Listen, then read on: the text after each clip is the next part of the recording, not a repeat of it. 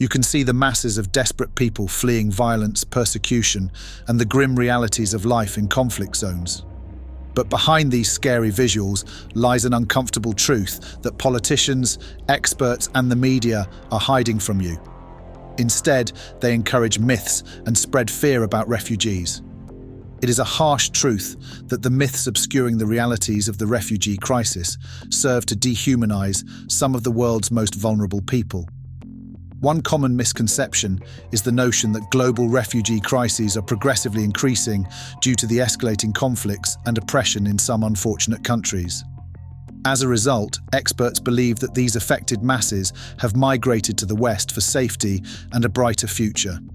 For instance, in 2015, there was a record of about 1 million Syrian refugees who ran to Europe for safety during the Syrian crisis.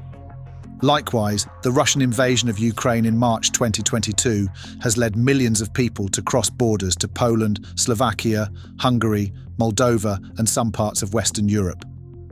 Yet politicians and experts believe this border crossing isn't stopping soon because the cycle of violence and conflict seems almost endless.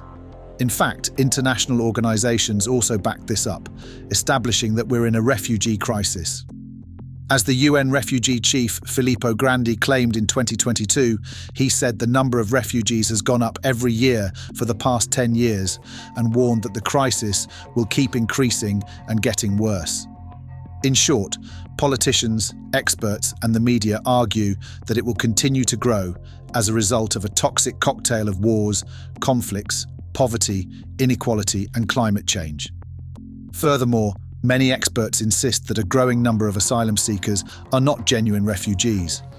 These fortune seekers, or fake asylum seekers, as the politicians imply, not only raise the number of refugees outrageously, but also exploit the asylum process to gain legal residency. For this reason, politicians believe that limiting asylum and shutting the borders is the only way out. In addition, to follow up with Tony Blair's stated assertion regarding the UN Refugee Convention in 2003, concerned stakeholders came up with a political consensus. 1. The implementation of a strict but fair asylum policy. 2. Denying fake asylum seekers and creating regional solutions and economic opportunities in the host countries to reduce the influx of refugees flowing into the West. However, it's crucial to note that the belief that the West is grappling with an unparalleled and progressively unsustainable refugee crisis rests on certain assumptions. First, politicians and experts are bent on the idea that the number of refugees in the world has reached an absolute record high. The truth is, refugee numbers today aren't as huge as they seem. Throughout the 1900s up to now, they've typically been around 0.1 to 0.35% of the world's population. Plus, refugees are just a small fraction of all the people who move between countries. From 1985 to 2021, there were usually between 9 to 21 million refugees worldwide, which is roughly 7 to 12% of all international migrants. Second, politicians and media insist that the number of refugees coming to the West is increasing at an alarming rate. This is just a myth. The number of refugees doesn't steadily rise over time. Instead, it goes through ups and downs, depending on conflicts in their home countries. For instance, in the early 1990s, when conflicts were increasing worldwide, the total number of refugees peaked at 16 million. This increase was mainly due to wars in places like the former Yugoslavia and regions like the Horn of Africa. As a result, more refugees sought asylum in Western Europe, sparking debates about fake asylum claims. However, after 1993, global refugee numbers dropped significantly as conflicts decreased, reaching 9 million by the early 2000s. At one point, the decrease in refugee numbers led to concerns about the UNHCR's relevance and even job losses for refugee experts. In simple terms, the number of refugees doesn't steadily go up or down over time. Instead, it fluctuates depending on conflicts in their home countries. For example, in the 1990s, when there were more wars, the number of refugees increased, but it decreased in the early 2000s as conflicts declined. This pattern shows that the total number of refugees can change dramatically due to global events and conflicts in specific regions. Besides, when we look at the big picture, the proportion of people who are refugees now is similar to what it was in the early 1990s. Back then, about 0.33% of the world's population were refugees, and in 2021, it was around 0.25%. So, even though there are more refugees now, when we compare it to the past, it's not as shocking as it might initially seem. Moreover, another pervasive myth fueled by experts is that most asylum seekers are economic migrants, that is, people seeking green pastures. Contrary to this popular belief, most refugees don't head to the wealthy countries of the West. According to the UNHCR, in 2017, 80% of refugees stayed in nearby countries, and 85% remained in developing nations. For the record, these figures have been consistent over the years. The primary reason is that refugees prefer staying close to their homes due to familiarity with the culture, religion, and language. It also helps them stay connected with family and friends and return when it's safe. Besides, traveling long distances is expensive and requires specific resources like money, connections, and documents, which only a minority of refugees possess. Therefore, the majority of refugees tend to stay close to their home countries, validating that the main refugee crisis isn't in Western countries, but in the areas where conflicts and crises originate. In fact, it's some of the poorest nations that host these large refugee populations. For example, African countries like Uganda, Nigeria, Ethiopia, and Kenya host a significant number of refugees from neighboring countries like South Sudan, Somalia, and the Democratic Republic of Congo. Refugee numbers in Western countries typically surge only when conflicts erupt nearby, like during the Yugoslav wars, the Syrian civil war, or the recent Russian invasion of Ukraine. Besides, there is no evidence of an increase in fake asylum applications. Officially, rejected asylum applications and granting percentages are key indicators to confirm the number of legitimate asylum requests. Although this method isn't perfect due to varying asylum procedures and acceptance rates across countries and time, it offers insight into genuine refugee numbers. Let's use Western countries as our example. Rejection rates have remained stable. In 2020, out of 521,000 asylum applications in the EU, 40.7% were approved initially.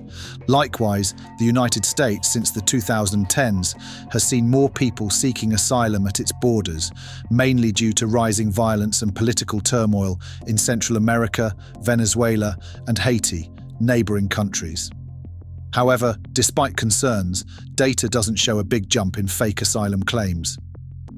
From 2000 to 2017, around 50 to 60% of asylum seekers in the US were rejected, though rejection rates have risen lately because of political pressure to restrict asylum access.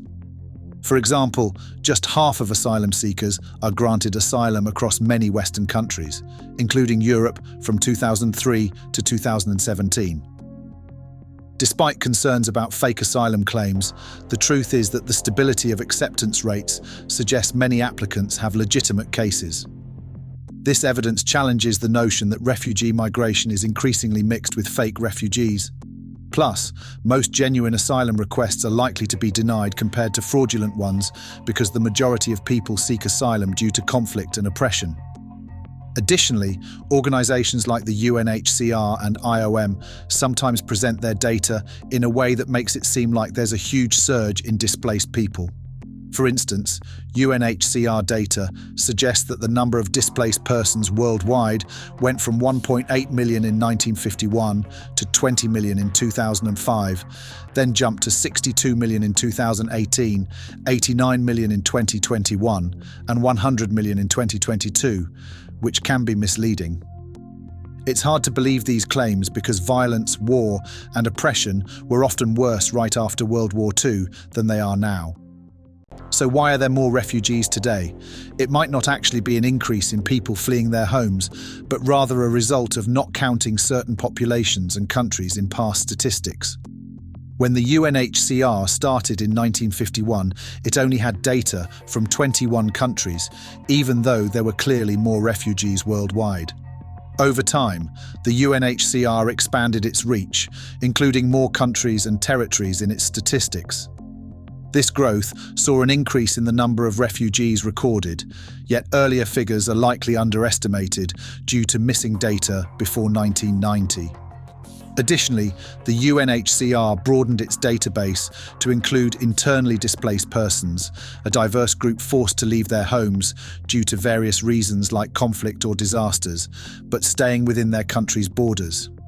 This inclusion contributed significantly to the rise in global numbers, with internally displaced people surpassing international refugees in 2018. However, this comparison can be misleading, as previous years might have had similar levels of internal displacement not accounted for in earlier refugee statistics. Thus, what appears as a sharp rise in refugee figures is, in reality, a more nuanced portrayal affected by evolving categorizations and incomplete historical records. Plus, the world has become more peaceful. In the past, especially before and during the first half of the 20th century, there were many instances of people being forced to leave their homes due to violence and war. For example, during World War I, millions of Europeans were displaced, and when modern Turkey was formed after the Ottoman Empire fell, over 1 million Greeks were forced to leave Turkey, while hundreds of thousands of ethnic Turks left Greece. Similarly, in Asia, millions were displaced during the war between China and Japan from 1937 to 1945. The Second World War caused even greater displacement, with estimates suggesting that around 60 million Europeans were forced to leave their homes. After the war, many Holocaust survivors and displaced persons had to move, along with ethnic Germans expelled from Eastern Europe. By some estimates, around 55 million Europeans were displaced between 1939 and 1947, with millions more displaced globally. Following these large-scale displacements, the percentage of the world's population that were refugees was higher in the past than it is today. Many refugees, especially non-Europeans, were not officially counted. For example, the partition of British India and the violence surrounding the establishment of Israel caused millions to be displaced. Additionally, events like Algeria's independence and Idi Amin's actions in Uganda led to further displacements. Overall, the truth is that the percentage of refugees isn't higher now compared to the past, and global refugee crises aren't continually increasing because of conflicts in certain areas. It's also important to understand that asylum seekers aren't seeking fortune or faking their need for asylum. In reality, most refugees stay near their home countries. Therefore, it is necessary we clear the misconceptions and misinformation about refugees to ensure they are treated with the dignity and respect they deserve in host countries. If you found this video insightful, don't forget to give it a thumbs up. If you want to read up on this topic, you can find some interesting literature in the description. Thanks for watching, and remember to subscribe for more thought-provoking content.